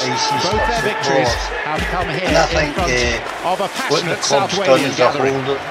A lot of people said we took a gamble with Steven Gerrard, but obviously and Jimenez and Doherty during his interviews for the job, he's been told the rules of which he'll need to work under, or the restrictions I should say, and he's accepted the job. And just now I think we're ahead of the curve, and once we start to build up some kitty to back this manager, I think we'll easily maybe go by the terms, mate. That's what I think. Patterson had a swing. Bobby Reed. You're always honest in your opinions, so you see it. What a did you see it going so well so totally out of kilter with the game. No, certainly no. But I think maybe going back to what Fox was saying, I think Fox is right as well. It's a calculated gamble, obviously. So I think a bit of praise has to go to the people that sanctioned that decision. And it might bode well. Fox is also saying about having a kitty in place. It might actually bode well for his career and for our club that he has been so successful with Heehaw in regards to he's getting the best out of players that he doesn't need to spend a lot of money for. Granted, I would like some of the players that he's got being our players, your Worrells, your Kents, your Ajarias, your Koulibalys. But he's brought them in, and I think that's a difficult thing to bring new types of players in as well and get them to perform for you. So if you look at it from the outside looking in, and if you look at it with a kind of neutral mindset, nobody emotion as a Rangers fan, I think he's done an unbelievable job so far. Granted, there's been some ups and downs. Caller, how we doing? How we doing, lads? It's just to say, I'm listening to the show, love it. Listen to you every night, but we're seeming to get some sort of BT support or something playing through. Say that again, mate. We're seeming to, I listen to the show every night, mate. It seems to be, we're getting some sort of interference, BT Sports or something playing through. And we can't hear anything you're saying. Fox, Yeah, there's a wee technical issue. You need to get Fox onto that. A wee technical issue. I think we've solved it now. Is it stopped now? No, it's still running. It's something in Terry's No, it's side, but I'll get it. Try and get it fixed. If you're having problems on Facebook, come in and join the main site at rangersradio.online and you'll not get that. No worries. Cheers for that, lad. Alright. Who's your name, mate? Right. Warasada Bear. Say that again, mate. Warasada. Warasada. How you doing, pal? How you doing, mate? Excellent. Love the show, mate. Listen to it every night. Listen, Sada, you need to come on, as Oxtear said, you need to come on, phone in. Or just come on and listen to the show here and phone in or Skype in. Join the main site and you'll not get the interference that you can get on Facebook sometimes. It's sorted now. No worries. Cheers for that, lad. Cheers. Warasada. How do we spell that, mate? Warasada. Alright, I get that, mate. Just take a note of that. Cheers, mate. Hope that's all sorted for you now. All the best, Sarah. All the best, mate. All the best. Brilliant. There we go. Warasada. Follow that, big girl. Canny, man. I hope he's not listening to Chris Sutton if he's getting interference for BT Sport. They're trying to hack us now, Sutton and Hearts, and we're struggling. We were going to finish 5th behind Hearts, Aberdeen, Hibs. Oh, a couple of balloons, man. A couple of idiots, the two of them. That's if we were lucky. Yeah. Not Hibs, they were the second best team in the world a few weeks ago, weren't they? Oh, what's that? I was looking at that league position. What's happened to them, man? He was anyway, popcorn teeth. Who cares about him? I hope he dies a slow and painful death. To be quite honest, man. Because that boy John McGinn used to scare defences. He's another. I scared the fences. He's in the Goonies, man. That's how old that boy is, McGinn. One ugly. No, big Al. Anyway, get personal. No, but it's true. I'm only saying what I see. Roy Walker. Even my dog Blue's scared him. Can't you believe that for a minute? Blue's quite nice. Big Ulster. Gareth McCauley. You've sung his praises. We know he's in the right end of his career. Scottish football for the next 6 months could suit him down to a T, yeah? Definitely, yes. I agree, mate. I wanted him in before, but I know people doubted him, obviously, because of his age, so you can understand the reasons. But I think he's got enough in the locker to do us a good turn. I think he'll be there next season as well. I don't know if he'll be number one standard back or in the first team all the time, but depends who we go for, because I'm sure we'll be looking to improve each window under the gaffer. But I think for this, from now to the end of the season, he'll be a regular in our team. Funny enough, I think it was a master stroke with Steven Gerrard there. I think he'll play on Wednesday, and I'm going to be surprised if he doesn't play away at Dundee. Bridgeman and then Rudy. Sorry, can you just confirm that you were talking about Gareth McCauley? Yeah. Yeah, okay. I think Gareth McCauley should be starting out of the 6 or 7 games we've got to the end of the season, or the end of this year rather. I think he should be starting in at least 3 of them. It keeps the momentum going for him. Keeps the fitness run for him. And we saw in parts of the game on Saturday there how useful and naturally crucial to the way we're playing. I think him and Golson had the best game together, particularly in the second half. I thought they were immense. So I'd be quite happy if he could get, as I say, 3 games between now and the end of the year, including the big game at Nerdy, or near Nerdy. That's what I would like. I'd like to see him playing as much as possible. And I'm under no illusions.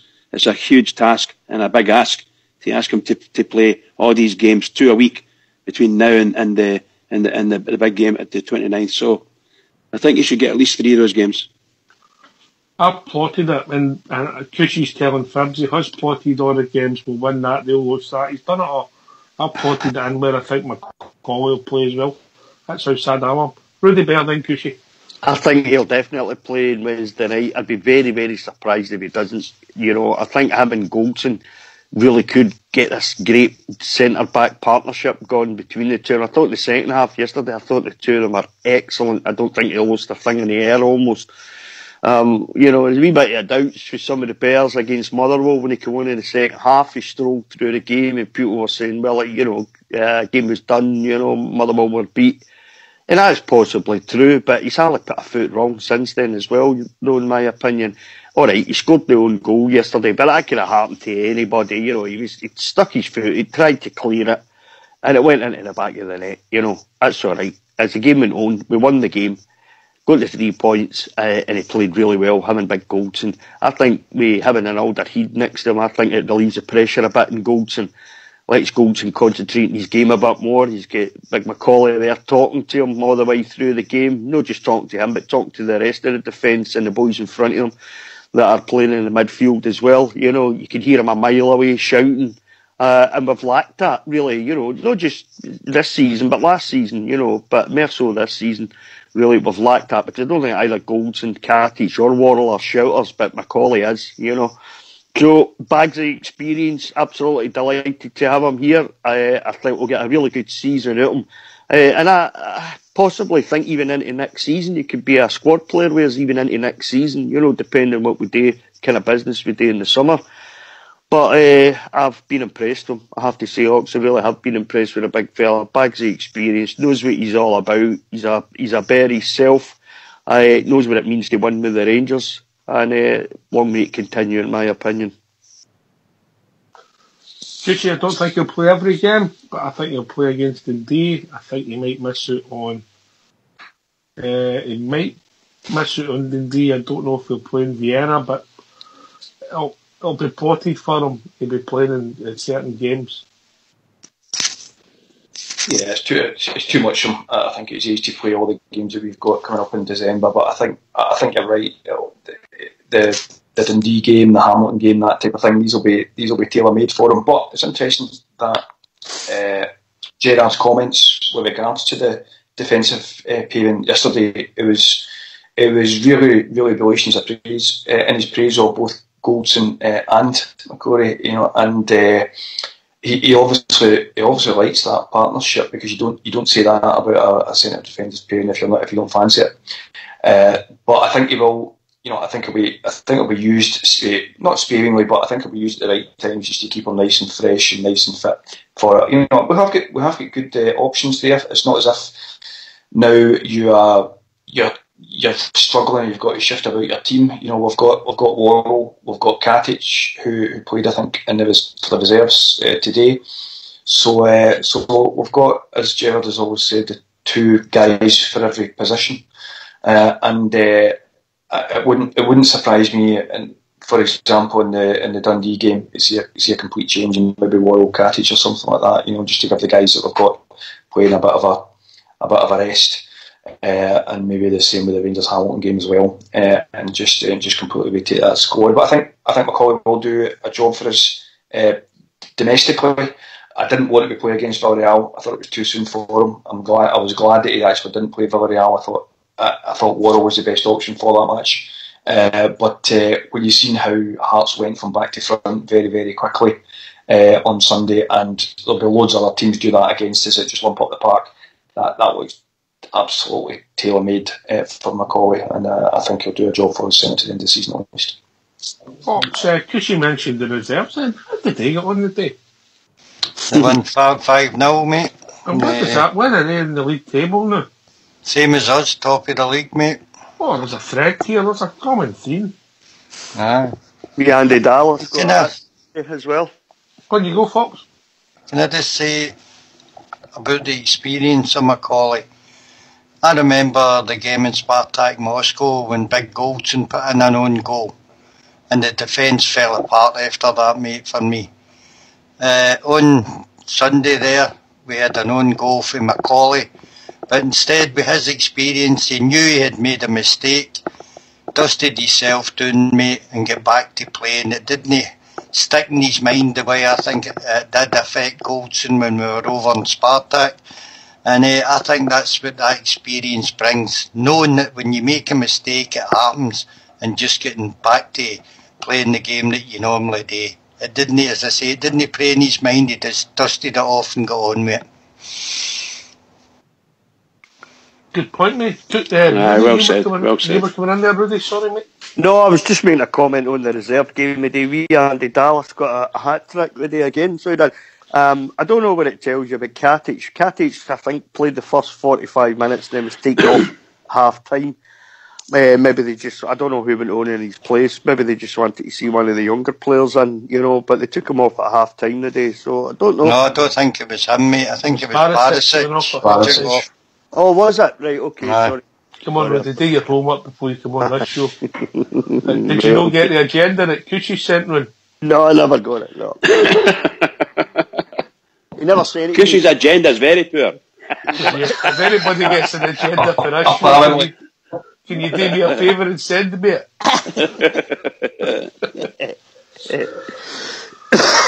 Oh dear.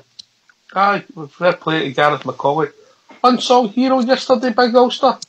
Andy Halliday. Definitely. Oh yeah, Andy Halliday had a really good performance. One wee slip, I think, was between his legs, but that can happen to anyone. But we weren't punished for it.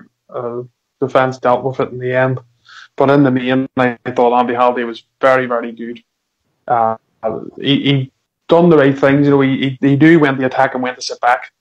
I'm very proud of him because he is one of us, and we all wish him to do so well. And I don't think any of us in the panel here, I could be wrong, but I think most of us here would have thought he'd been gone by now. But for him to stick on in there, mate, and get anytime he gets a chance, he does his best, and he's definitely improved. And he has a level of ability. He can't really go over that, but he has a level, and when he plays to his level, he can be a very valuable player to the team. So fair play to him, seriously.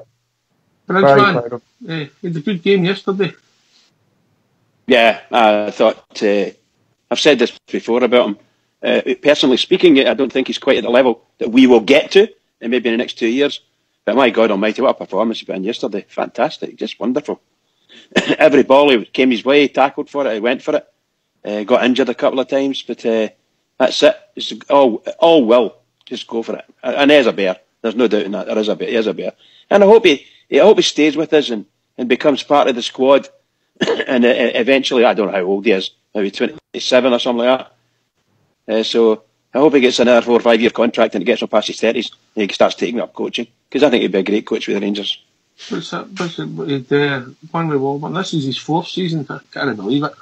Somebody put in the lobby earlier on, Andy Halliday was asked if he'd been a Rangers supporter since birth. He answered no, it was before that. That was brilliant. It was before. Did you notice him having a go at the fans? Did you notice him having a go at the fans? Funny. Yeah, I think we're going to watching Scottish football. We're going to end up hating the game to death and killing it. Jeez, it's going. I thought that was quite funny. I don't even know if he said anything. He just ran and stopped. Yeah, I don't think he said anything. I think he just ran out there and I just think he just kind of smiled at them. Really, that was that. Just to say, look at us, sort of thing. I've been really impressed with him this season, guys. I have to be honest. I never thought for a minute he'd still be here. I thought he'd have been long gone by now. And I don't think there's nothing sticks in my mind that he's ever let us down at any point this season. Anytime he's been asked to do a job, he's done it fairly well. He's done it to the best of his ability. And Stephen Gerrard, as I said, I think last week when we were talking to him, he seems to be getting that wee extra 10, 15, 20% of him in a game. And long may it continue as far as I'm concerned. Because the boys. Sorry if I come in here, guys.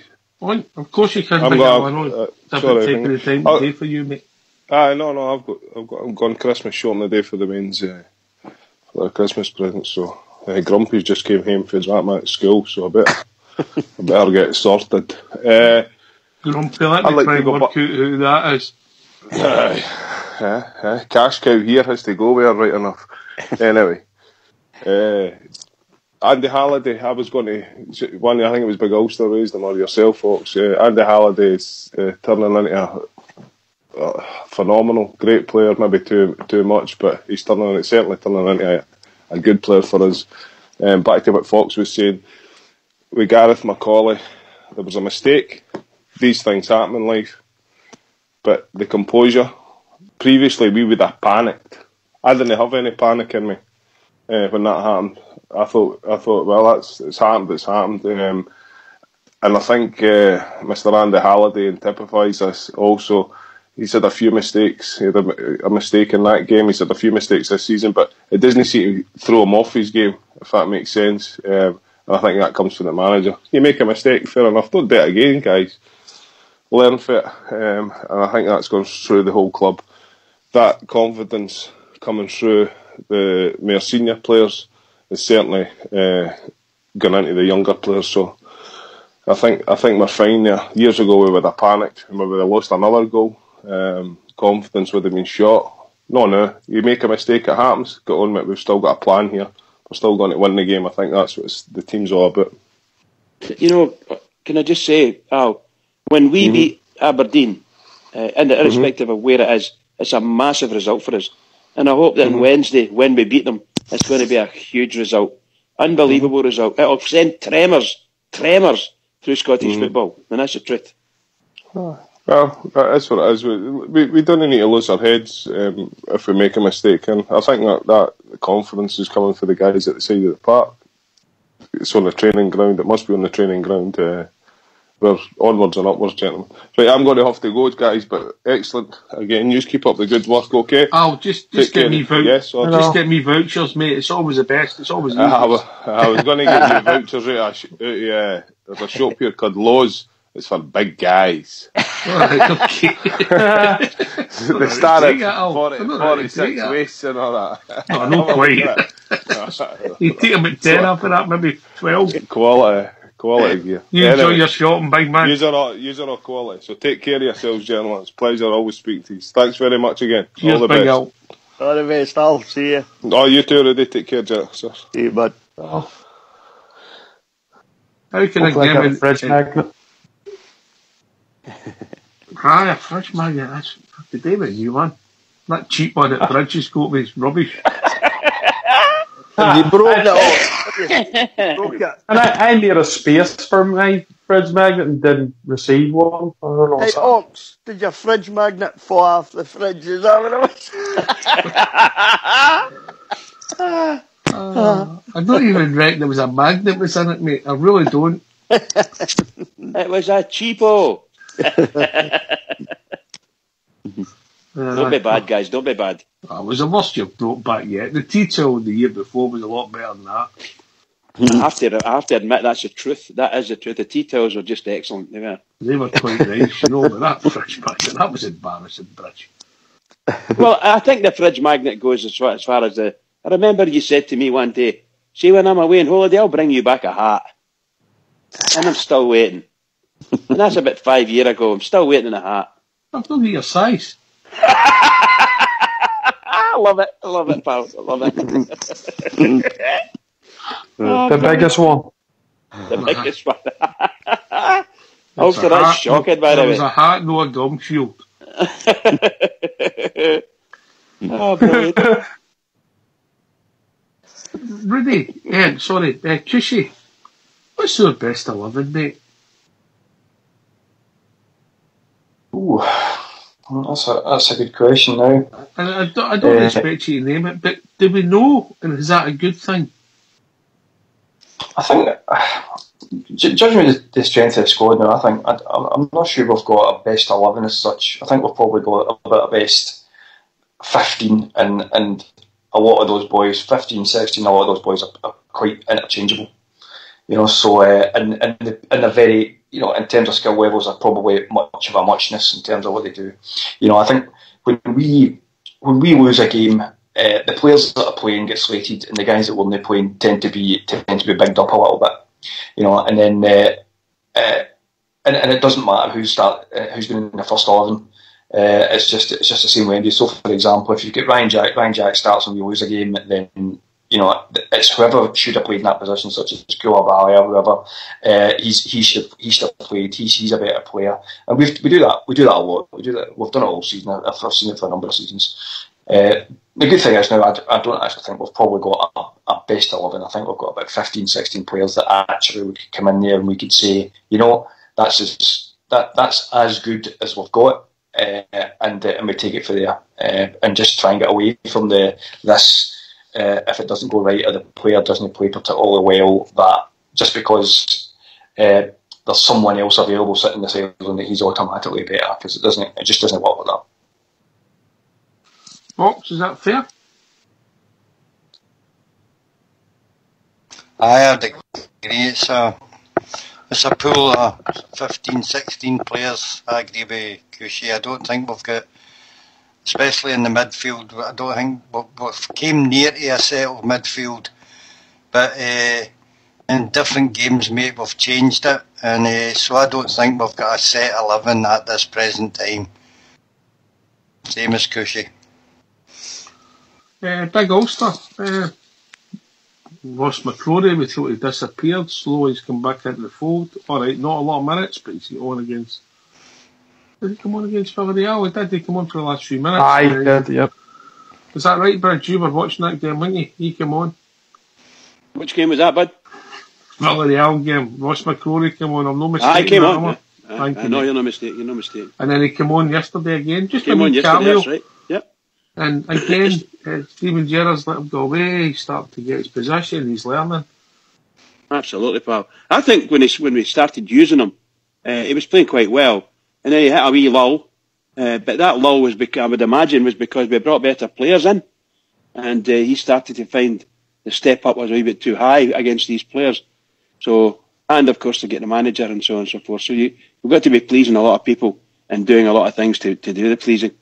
So I think he's now starting to reap the rewards of being patient, getting in there. He's part of the squad and he will get used, for sure. He'll get used.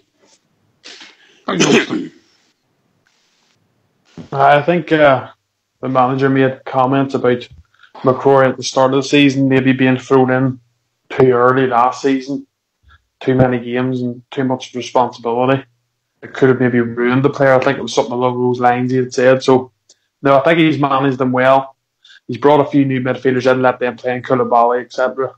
So he's kept them out of the fire line. Obviously got him on the training field, put him into the younger squad as well, at the reserves as well, to sort of get a bit more experience. And he's adding them in different times more recently. So I think he's managing the situation pretty well. I think McCrory will be a big player for us eventually. But at the minute, I've no issues with him not throwing him in too quick. I think he's just trying to manage him as best he can. Maybe last season was just a wee bit too much for him. So I think he's doing the right job there. But I still think McCrory has a bright future eventually. Same as Middleton. He's had to sit in his bench, had to come on obviously because Kent got injured and Gressler wasn't fully fit. So Middleton's probably even been thrown in before Stevie G would have liked to. Maybe hold it back a wee bit more, but he's came to the fore and been fantastic. So I hope McCrory does the same. Just takes his chances whenever he gets his chances, and hopefully he proves to the manager that he's worthy of a spot. Aye, well said, mate. Well said, Fox. Sometimes we're flitting with our lines and we get carried away, but have we got the best goalkeeper at this moment in time in the British Isles? No, I would say he was in the top 5, but wouldn't say he was the top goalkeeper. I think De Gea at Man United is probably the best goalkeeper in Britain at the moment. They can't win a game. Doesn't matter, he's still a brilliant goalkeeper, mate. I think even Alan McGregor in his prime would never command the sort of fee that the other boy would, mate. I think you've got to remember the class of player that he's playing against. And I think he's a much sought after goalkeeper. I think he's the best in Scotland, but... Well, I'm going to disagree with you, which I don't do very often. I think at this moment in time, his form is the best in Britain. Rudy Bear. Aye, I think he's without a shadow of a doubt the best goalkeeper in Scotland. There's nobody can come anywhere near him, in my opinion, in Scotland. And his form since the beginning of the season has been outstanding. Absolutely delighted that we brought him back. It must be pretty frustrating for Big Wes to be sitting there watching him and thinking, I just can't compete with that standard, because Wes is not at that standard, in my opinion. That's, no harm to Big Wes But Wes is not that standard of goalkeeper, you know, and there's a reason why Alan McGregor is the national team's number one choice. As far as being the best in Britain goes, I'm afraid I'm a wee bit like Fox. I think he's certainly in the top 5. His form shows that just now. Long may that form continue, because it'll be a huge part of our success this season. If we manage to get any success, it'll be a huge part of it. Be a huge part of what we do between now and the end of the season. But as for the top goalkeeper in Britain, I think that's a fairly big shout, to be honest. Never said he was the top goalkeeper in Britain, did I? What did you say? He was this present form. This present form. Well, I would need to look at De Gea's form and guys like that, you know. Can he win again? Man United. It doesn't make him a bad goalie personally, though. United are a bit of a shambles at the moment, aren't they, you know? But I, like Fox, think De Gea's an excellent goalkeeper. But you know, I mean, I think we're trying to compare apples with oranges here, to be honest with you. You know, I think the standard that the stage he's at in his career at the moment, he's just outstanding. I mean, you look at the fingertip save even yesterday.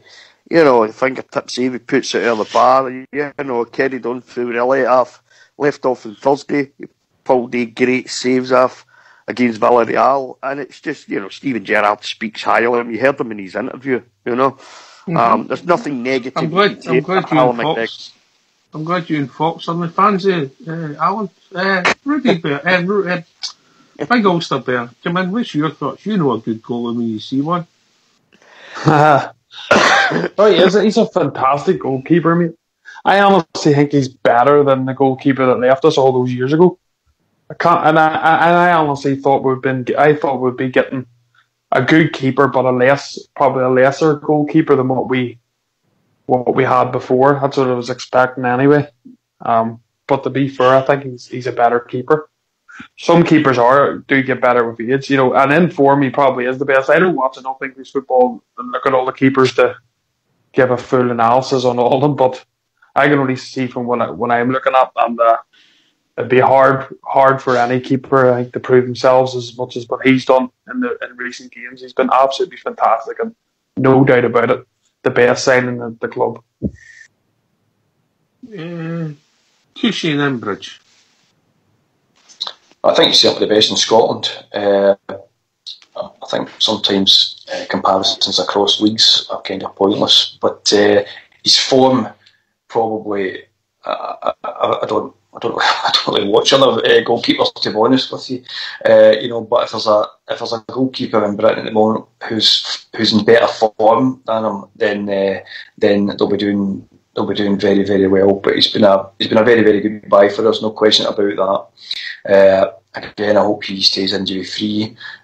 We may see Foreign brought in a couple of games during December, just to give him a rest. And again, I think maybe Dundee and Hamilton, maybe a couple of games there where we can just give Alan McGregor a little bit of a rest, because it must be sorely nose old bones throwing yourself about that line for us. So, but it's been a fantastic signing. I don't think there's not a single negative that about the McGregor signing. He's definitely been the best of the summer signings for us, definitely, in terms of simply what he's done, the points he's saved for us, the games that he's won or drawn for us is fantastic.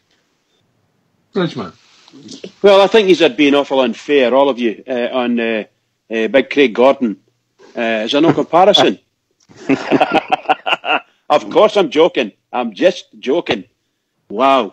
That guy left Auchenhowie or a Rangers training complex and walked out after us getting him fit again, spending God knows how many £100,000 to put him through. Well, Ali McCoist did that, and he walked away and stabbed Ali McCoist in the back. So we have got, most assuredly at the moment, I agree with all the boys, certainly in Scotland, one of the best goalkeepers in form that we're ever going to see again in a Rangers jersey. He's just unbelievable. Just unbelievable. Just wonderful to watch, and I'm awful pleased he plays for us. You know, if he was playing for somebody opposite us, I'd be crying. But really, what a fantastic goalkeeper. and the best, definitely the best in Scotland. And I honestly think he's one of the best in the UK. He's one of the best goalkeepers in the UK. Maybe top 6 or something like that. He really is that good, in my opinion. I don't think I can name another 5 goalies. I'd like to give somebody else a wee bit of praise. What's that, Big Ulster? I'd like to give another player a bit of praise. But because we were talking about it in the pre-match show, and we were wondering, would we be a bit lopsided because of Candace's hard work with Tavernier when he's attacking, and also, more importantly, when we need to defend. And I thought Gresda was absolutely fantastic. Not just going forward, but when he came back in defence, there was a few times you seen him charging. And he got his leg in there, stopped Arch from playing down that wing, and was a great service to Andy Halliday. So that's something I didn't know we were a wee bit suspect on that, whether or not he had that in his locker, or did he have that in his game to track back as much as Candace. And to me, fair play to Gresda, I thought he'd done a lot of hard work, both in attacking and defending. So that was really great to see. Point you make, Ulster, I was really impressed with him. I thought he had a really good game. But do you know one of the best moments of the game for me was the work done on the right hand side by Candace, and he wins the ball back off the guy, takes it up the field, and what a cross right onto Alfredo's foot. And Alfredo tried to volley it and fluffed it, sent it out for a corner. That's after the Hearts player. I can't see by Candace just now, to be honest with you. I think his work rate is absolutely outstanding. Just on that right hand side of the park, he never. That's because he's 1 week up, 1 week out. But you know what I mean? So he never some of them for. He really doesn't stop the boy. You know, for the first to the final whistle, he's constantly on the go. And that cross, as I said, that was a beautiful cross into the box there. The last time we played a ball like that was in Russia, mate, when Alfredo put it right in the net, mate. Yeah. What a goal that would have been. If Alfie had caught that properly and volleyed it into the back of the net, that would have been some goal locks. It really would have been. But I think we're very lucky to have Gresda as well. I was really, really impressed, as I said. I was really impressed with Gresda yesterday. I thought his work rate up and down that left-hand side of the park was excellent. So, we're in a very good position because we find Middleton, when he's playing, he does the same thing. He done the same thing the other night, young Middleton. So he got up and down that side of the park really well, helped it. And it's something that we need our white guys to do, and I think we've got guys that are capable of doing that. I'm very pleased with the white guys, I know they know. I think that's because the manager's a catalyst for everything they do, mate, and he sets the rules out and what you have to do in the team. And great shout, Ulster. Gresda's new to the whole environment, and he showed yesterday he's got some genuine pace, and I think that's meant to come for him.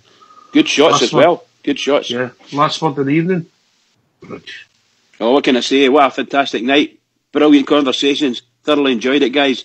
And once again, I can't have a huge shout out to our manager, Stephen Gerrard, MBE, and all of his management team. Fabulous. And of course, to all of our team members in the squad, everyone is. Can I just say to all the Rangers fans all over the world, and particularly Rangers fans on here on Rangers Radio, every single one is. We're top of the league. Keep it going for the Rangers. Just keep it going. Here. What was that boy called in? What did I've lost a bit of paper. I wrote his name to. What? It tells about the technical. Did you pick it up, Fox? We got it sorted out, yep. Yeah, but what the boy's name was, the phoned in? No, I was already actually working on it when alright, okay. Phoned in, mate. Cheers for the call. Post it there. Sportsel. What a sadder it was. What a sadder, that was it. Thanks for the call, mate. Thanks to Big Al in Australia for joining us. Cushy number, Rudy Bear, my own Big Ulster, Fox and Bridgeman, and Old School Boy in the background doing the technicals. This has been Rangers Radio. We'll be back tomorrow night between 9 and 11 talking about all things Rangers. Take it away, Fox.